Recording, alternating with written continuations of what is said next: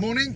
So today I'm looking at a job that was initially a very simple bunk bed build from Airtasker. The reason I pitched for the job was it was actually the first job on Airtasker that I pitched for because it was a 5-minute walk away. I thought I'd just test the water with that. She invited me to do the work. It's been a little bit delayed. She was ill before Christmas and I went over there just before Christmas, and it turns out they want a little bit more than just a bed being built. It's for a room in the property that from time to time has grandkids, I think, come over, and it's just used as a storage room. So they want to really just, I think, it's probably a room renovation, a bedroom renovation. So I propose to paint it, walls, radiators, woodwork, and she then mentioned that there's an extractor fan that needs replacing, and yesterday she said there's a problem with one of the garden gates. So a £30 job has become somewhere nearly £350 if you include the materials. So that's a really good sign that upselling is possible, I think, in this business, especially if you have a good rapport with a customer.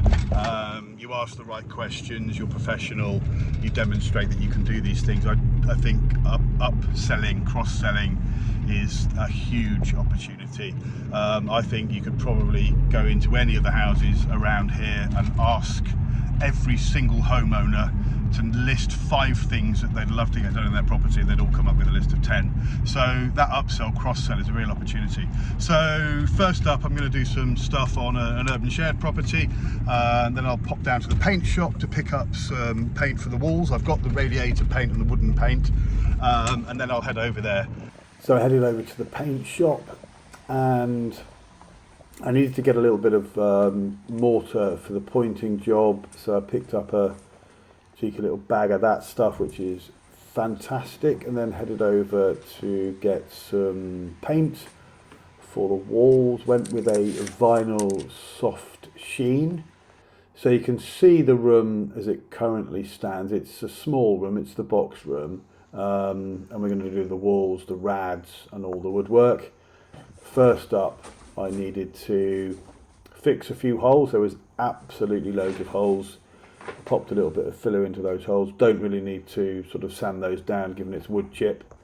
And there's the skirting, most of the wood done. Painted the door. Look at that cheeky little window in a bedroom door. Lovely jubbly. And then I cracked on cutting in. You know, painting is actually quite a therapeutic activity. You know, you're there with your brush and your own thoughts, and you can see progress, which is something that I really enjoy. It's very satisfying to actually start and finish a job on the same day. Cutting in again, probably that whole job painting wise took maybe 2.5 hours in total. Obviously the cutting in is actually the bit that takes the most time, but once that's done and we're on to rollering, we really start flying through the job, and you start seeing a difference immediately, which is good stuff. Having to jump to get up to the top there, and then took a look at this broken hinge. You can see there, that's the bit that I bought that is basically going to replace a bit that snapped off, and I ended up fixing that underneath the existing piece. Worked a treat.